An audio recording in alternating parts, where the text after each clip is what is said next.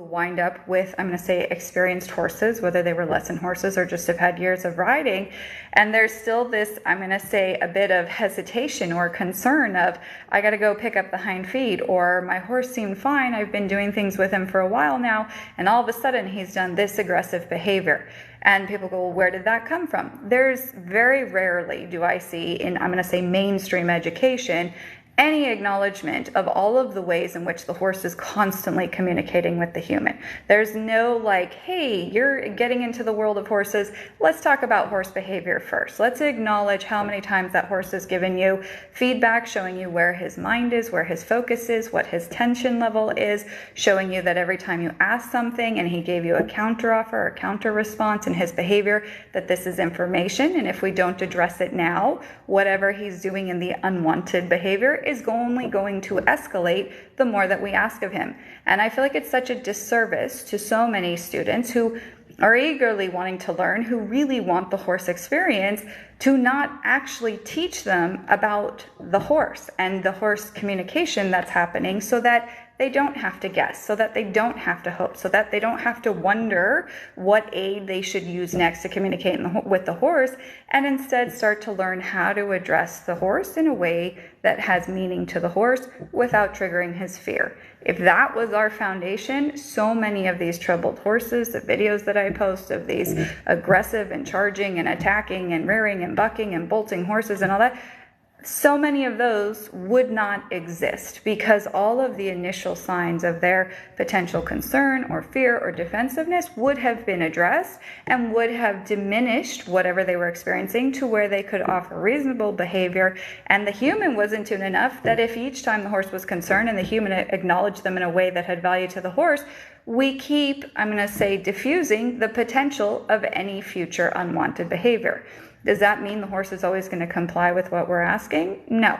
But does it mean that there's going to be a reasonableness? Absolutely. And that's a huge difference in, I'm going to say, giving the rider a window of time to be able to communicate with that horse and not have these horses who are fine until they're not. You know, I can't tell you how many times people will come to me for help because their super reliable horse all of a sudden one day bolted and ran straight through a fence, or all of a sudden did blah, blah, blah, you know, super, super dramatic, out of character behaviors. And people go, I just don't understand. It seemed like we were, you know, fine until now. And not recognizing that, you know, many times for a lot of folks, the human's interpretation of what fine is means the human is not feeling scared. It doesn't actually mean that the horse is okay. It doesn't mean that the horse is available to be mentally directable or physically adaptable. It just means that the current horse's behavior is not scaring the human. And unfortunately, just because the human's not feeling scared in that moment, as I said, doesn't mean the horse is okay, which means if the human's under the illusion that everything is fine, there is a certain passiveness, a certain, I'm going to say, usually mental distraction, whether it's social hour talking with a friend in the warm-up arena, or as you're riding down the trail, or thinking about what you're going to cook for dinner next, or the groceries you got to buy, or whatever it might be.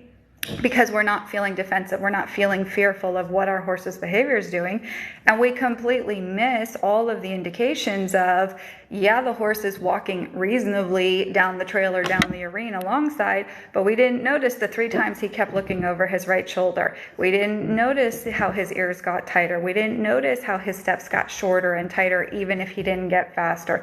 We didn't notice that when we asked him to step or halt, he always took that little extra step. There's all these subtle places where so much of the time, when we are not in that fearful state, I'm going to say we go to this other extreme, if you will, how the pendulum swings, to being so passive that we're late in acknowledging anything of what the horse is communicating. And by the time he does something, now we're overreactive and we're so surprised and we're emotionally triggered, and now we have fear, and then the horse has more defensiveness, and you can see how these things wind up escalating. So I just mention all this because I think for a lot of folks, sometimes when they experience these things, they kind of feel like they're alone or they're isolated, or like, why does it seem like everybody else is fine with their horse and I'm having all of these problems or issues?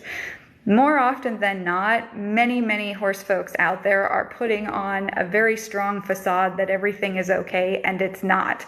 There are many ways in which, I'm going to say, horses are great human trainers and have taught humans how to work around them, how to not ask the wrong thing so that they don't get into it with their horse. Does that mean just because that horse is able to maybe successfully, meaning not scare the human, do something else, that that horse is any more okay than a different horse who was more expressive from the start? Not at all.